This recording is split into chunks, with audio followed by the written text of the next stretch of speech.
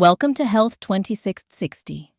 Here we don't just talk about health, we tell the stories that heal. Now please listen to the story. The fluorescent lights of the health food store flickered quietly above me, casting a sterile glow on shelves lined with promises. Bottles labeled Energy Focus and Clarity stared back like magic potions. I was Ilara, a software engineer, a logical thinker. But logic didn't help much when you couldn't think straight. For months, I'd been struggling with something. I couldn't name a cloud inside my head. My memory slipped. I reread emails 3 times. Conversations blurred. I felt foggy. All the time. A friend insisted, "It's probably a vitamin deficiency. Just take this multivitamin. I swear by it." So there I was, frozen in the supplement aisle, holding a bottle of high-potency B complex, and hesitating, because something didn't feel right. Somewhere deep inside, my body was whispering, "This isn't the answer." My hesitation wasn't random. It came from memories of sunlight soil and my grandmother's voice. I grew up on my Nana Willow's farm in rural Vermont. She was no doctor, but she knew the land like a second heartbeat. "Real food is real medicine, Ilara child," she'd say, gently pressing a dirt-covered beetroot into my hand. "The earth gives us what we need if we learn to listen." Nana Willow was a force of nature herself, a woman who lived and breathed the seasons. Her hands, gnarled and strong from years of working the land, were the most comforting things I knew. She could coax life out of the most barren soil, and she had an uncanny ability to diagnose ailments with a single glance. She'd always said my mother, her own daughter, had abandoned that wisdom in her pursuit of city life. My mother, a high-powered attorney in Boston, thought the farm was quaint, but backwards. She saw Nana's remedies as old wives' tales. Yet when I was small and prone to every childhood illness imaginable, it was Nana's elderflower syrup that soothed my cough, her chamomile tea that eased my fevers, and her stories of the land that calmed my restless spirit. My mother, though loving, always seemed to be chasing the next promotion, the next status symbol. Nana Willow was content with the rhythm of the earth. I recalled one specific instance. I was maybe 8 years old and running a fever of 102. My mother, visiting for the weekend, was frantic. She wanted to rush me to the emergency room. Nana Willow calmly intervened. She brewed a tea made from willow bark, a natural source of salicylic acid, I later learned, an elderflower, then wrapped me in a blanket steeped in warm lavender water. She sat by my side all night, humming lullabies and telling stories about the spirits of the forest. By morning, my fever had broken. My mother was astonished. It was just a coincidence, Mom, she insisted, but even she sounded unconvinced.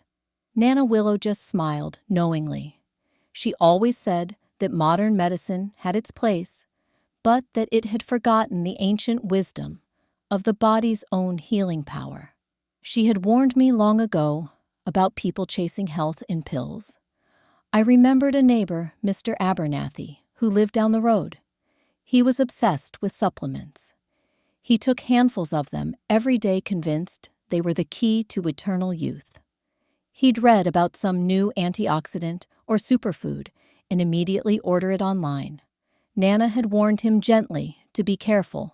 "More is not always better, Abe," she'd cautioned. But he wouldn't listen. He brushed her off as an unschooled old woman. Eventually, he ended up in the hospital with liver damage. The doctor said it was likely caused by an overdose of fat-soluble vitamins. "More is not always better," Nana had said, then her voice laced with sadness. That memory, vivid and unsettling, stopped me from swallowing the promise of a quick fix in that health food store. It was a stark reminder that the pursuit of health, if misguided, could be more damaging than neglect. That night, back in my tiny city apartment, I dove into research. I felt a surge of desperation mixed with a familiar spark of intellectual curiosity. Studies, medical blogs, forums. My computer screen became a portal into a world of scientific jargon and conflicting opinions. Some experts praised supplements, touting their benefits for everything from heart health to brain function. Others warned of toxic overloads, potential interactions with medications, and the lack of regulation in the supplement industry. The more I read, the more confused I became. It felt like navigating a minefield of information, trying to discern truth from marketing hype. And then, one article shifted everything.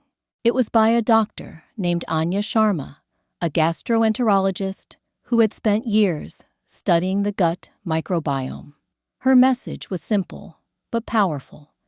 Even the most expensive supplement won't work if your gut can't absorb it. The words resonated with a profound sense of truth. It was like a missing piece of a puzzle clicking into place.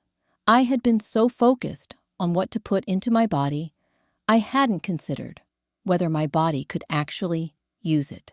Something clicked. I didn't have a vitamin problem, I realized. I had an absorption problem, and that meant, logically, that I had a gut problem. A wave of understanding washed over me, followed by a surge of frustration. Why hadn't any of the doctors I'd seen mention this? Why were they so quick to prescribe medication or dismiss my symptoms as stress-related? I felt a deep sense of betrayal by the conventional medical system. I kept reading, and suddenly I saw my symptoms everywhere under one strange, almost comical phrase: brain fog. The term itself sounded almost trivial, but the descriptions were anything but. Difficulty concentrating, memory lapses, mental fatigue, a general feeling of being out of it. It was all there, a perfect description of my daily existence. What shocked me wasn't just the term itself. It was the underlying cause. Your gut. Yes, your gut, that long, winding tube inside your belly, was deeply connected to your brain. Doctors called it the gut-brain axis, a communication superhighway made of nerves, hormones, and chemical signals. It was a concept so revolutionary, so unexpected, that it felt like discovering a hidden continent within my own body. When your gut microbiome, the trillions of bacteria, fungi, viruses, and other microorganisms living inside you, is unbalanced, it can wreak havoc on your entire system. The article explained how an imbalance, often called dysbiosis, could lead to a cascade of negative effects. Disrupt serotonin production. 90% is made in your gut. Serotonin, the happy hormone, plays a crucial role in mood regulation, sleep, and appetite. A disrupted gut microbiome could lead to decreased serotonin production, contributing to feelings of anxiety, depression, and insomnia. SESTI, trigger inflammation that crosses into the brain. The gut is a major site of inflammation. When the gut lining becomes permeable, a condition known as leaky gut, inflammatory molecules can enter the bloodstream and travel to the brain, contributing to neuroinflammation. This inflammation can damage brain cells and impair cognitive function. Impair nutrient absorption, like B12 and iron, vital for brain function. The gut is responsible for absorbing essential nutrients from food. An unhealthy gut can lead to malabsorption, depriving the brain of the vitamins and minerals it needs to function optimally. B12 and iron deficiencies, in particular, are known to cause brain fog and cognitive impairment. The article went on to detail the various factors that could contribute to gut dysbiosis: antibiotics, processed foods, stress, lack of sleep, environmental toxins. It was a comprehensive overview of the modern lifestyle and its detrimental effects on the delicate balance of the gut microbiome. Each point resonated with my own experiences, painting a clear picture of how I had arrived at this point. I remembered something a month before my symptoms started. I'd been on antibiotics for a sinus infection. The doctor had prescribed a broad-spectrum antibiotic, which I now understood meant it killed both the good and the bad bacteria in my gut, and I never restored my gut afterward. I just went back to my usual diet of takeout and coffee, unknowingly starving the beneficial bacteria and allowing the harmful ones to flourish. Could that be the beginning of everything? The seed of the fog that had slowly enveloped my mind? It seemed incredibly likely. The antibiotics had disrupted my gut microbiome, leading to inflammation, nutrient malabsorption, and ultimately brain fog. It was a domino effect, a chain reaction of events triggered by a seemingly innocuous course of medication. I made a decision not to pop a pill, not to chase another quick fix, but to rebuild from within, to nourish my gut, to restore its balance, and to heal my brain from the inside out. It was a daunting task, but I felt a sense of determination I hadn't felt in months. I was taking control of my health, becoming an active participant in my own healing journey. I started with my diet. I knew I couldn't continue to rely on processed foods and takeout. I needed to nourish my body with whole, unprocessed foods that would support the growth of beneficial bacteria. The changes were significant, requiring a complete overhaul of my eating habits. I added fermented foods like kimchi and kefir. These foods are rich in probiotics, live microorganisms that can help to repopulate the gut with beneficial bacteria. I started incorporating small amounts of kimchi into my meals and drinking kefir every morning. 8 more fiber-rich plants. Greens, beans, berries. Fiber is the food source for beneficial bacteria. Eating a diet rich in fiber helps to nourish these bacteria and promote their growth. I filled my plate with leafy greens, colorful berries, and a variety of beans. Cut back on processed foods, sugar, and caffeine. These substances can feed harmful bacteria and contribute to inflammation. I drastically reduced my intake of processed foods, refined sugar, and caffeine. It wasn't easy. I craved sugary snacks and the instant energy boost of coffee. But I persisted, reminding myself of my goal to clear the fog and reclaim my mental clarity. Slowly, my cravings subsided, replaced by a newfound appreciation for the taste of whole, natural foods. I also recognized the importance of stress management. I knew that chronic stress could negatively impact my gut microbiome and exacerbate my symptoms. I needed to find ways to calm my nervous system and promote relaxation. I started incorporating these practices into my daily routine. Started yoga and deep breathing to manage stress. Yoga and deep breathing exercises can help to activate the parasympathetic nervous system, which promotes relaxation and reduces stress. I began attending yoga classes several times a week and practicing deep breathing exercises daily. I felt a sense of peace and tranquility that had been missing from my life for far too long. The yoga helped me to connect with my body, to become more aware of its needs and its signals. The deep breathing exercises calmed my racing thoughts and helped me to focus on the present moment. I also realized that I needed professional guidance. I couldn't navigate this healing journey alone. I started researching functional medicine practitioners in my area and eventually found Sarah, who specialized in gut health. Functional medicine, I learned, focused on addressing the root cause of illness rather than just treating the symptoms. It was a holistic approach that resonated deeply with me.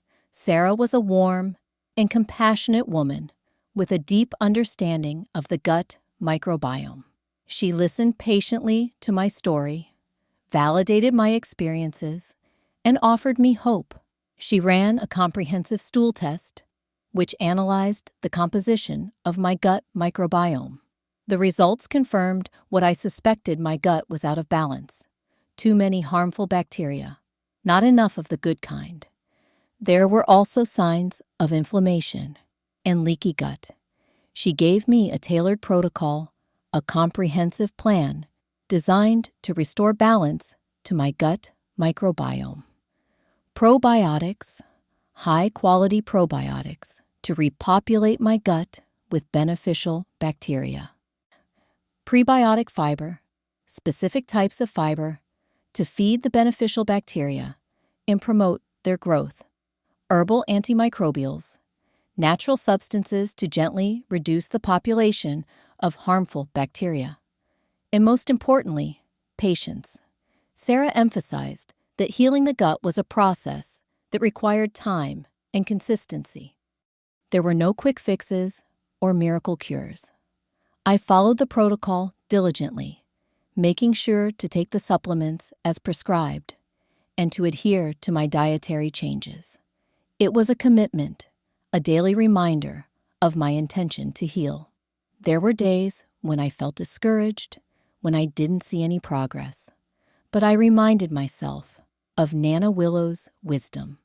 The earth gives us what we need if we learn to listen. I trusted the process, believing that my body had the innate ability to heal itself. 3 weeks in, the difference was subtle. I felt a little more energy, a little less foggy, but it was barely perceptible, a faint glimmer of hope in the darkness. I wondered if I was imagining it, if it was just a placebo effect. 6 weeks in, it was undeniable. My thoughts felt sharper. My memory returned. The fog lifted. It wasn't a sudden dramatic transformation. It was a gradual, steady improvement.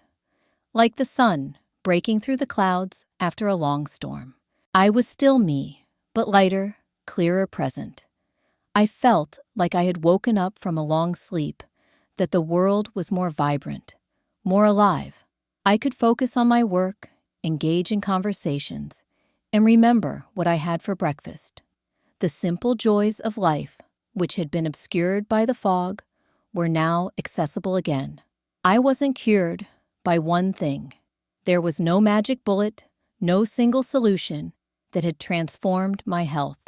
I had to unlearn unhealthy habits, rebuild my gut microbiome, and reconnect with my own body. It was a holistic approach, a combination of diet, lifestyle changes, and professional guidance. And what I learned most: you can't fix the brain if you forget about the gut. As I healed, I felt compelled to share my story. I started writing. I turned my experience into blog posts, recipe stories. I wanted to help others who were struggling with brain fog and gut health issues. I wanted to empower them to take control of their own health and to find their own paths to healing. People listened. They resonated with my honesty, my vulnerability, and my message of hope. My blog gained a following. I started receiving emails from people all over the world, sharing their stories and asking for advice. I felt a sense of purpose I hadn't felt before, a deep satisfaction in helping others. One day, I tuned into a webinar by Dr. Anya Sharma, the very doctor whose article had changed my life. It felt surreal, like a dream come true. Her topic: the gut microbiome and nutrient absorption. I listened intently, soaking up every word. Her presentation was clear, concise, and informative. It reinforced everything I had learned and validated my own experiences. During the Q&A, I nervously typed a question into the chat box. Dr. Sharma, what are your thoughts on multivitamins? I held my breath, waiting for her response. Her response was firm. Supplements are tools, not shortcuts. They can be helpful in certain situations, but they should never be used as a replacement for a healthy diet and lifestyle. You have to understand what your body needs test for it, and most of all, make sure your gut can actually use what you give it. I smiled. She was right. Her words echoed Nana Willow's wisdom. Real food is real medicine. It was a confirmation that I was on the right path, that I had learned the right lessons. Years later, I walked back into that same health food store. The fluorescent lights still flickered, the shelves still lined with promises. But this time, I didn't stop at the supplement aisle. I wasn't drawn to the bottles of energy and focus anymore. I went straight to the produce section, filling my basket with the colors of life purple cabbage, green kale, golden sweet potatoes, vibrant berries. I wasn't chasing clarity anymore. I had found it in the wisdom of nature, the voice of my body, and the guidance of science. I had learned to listen to my gut, to nourish it, and to trust its innate ability to heal. And I knew Nana Willow would have been proud. Her teachings had guided me even years after her passing. Her wisdom was a legacy, a treasure that I carried within me. Brain fog isn't just in your head. It might begin in your gut. It's a symptom, a signal from your body that something is out of balance. It's an invitation to listen, to investigate, and to take action. If you're constantly tired, distracted, or feeling off, don't ignore the signs. Don't dismiss it as stress or fatigue. Consider the possibility that your gut microbiome might be playing a role. Before you buy another bottle of supplements, ask yourself, how healthy is my gut? Are you eating a diet rich in fiber and fermented foods? Are you managing your stress levels? Are you taking steps to support the growth of beneficial bacteria? True clarity starts from within. Nourish it. Listen to it. Trust it. Your gut is more than just a digestive organ. It's a gateway to your overall health and well-being. Embrace its power, unlock its potential, and clear the fog that's been clouding your mind. My journey continues, and I am now dedicated to helping others understand the crucial link between gut health and overall well-being. The road to health is not a straight line, but with the right knowledge and commitment, it is a journey worth taking. Health 2660. Thanks you for listening. We'll see you in the next video, and until then, be kind to yourself.